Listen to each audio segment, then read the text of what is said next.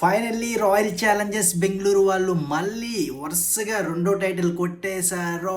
వెళ్తూ వెళ్తూ కెప్టెన్ రజాత్ పట్టిదార్ కూడా ఒకటే మాట అన్నాడు. అదేంటంటే ఈసార్ల నుండి కప్పు నమ్ముదు నమ్ముదు నమ్ముదు, ఒక్కసారి కప్పు మా దగ్గరకు వచ్చాక ఇంకా తిరిగి వెళ్లేదే లేదంటున్నాడు. 18 years కష్టపడ్డారు, ఒక్కసారి కూడా టైటిల్ తీసుకోలేదు. అలాంటిది లాస్ట్ ఇయర్ అండ్ ఈ ఇయర్ టైటిల్ విజేతగా ఆర్సీబీ వాళ్ళు గెలవడం హ్యాపీగా ఉంది.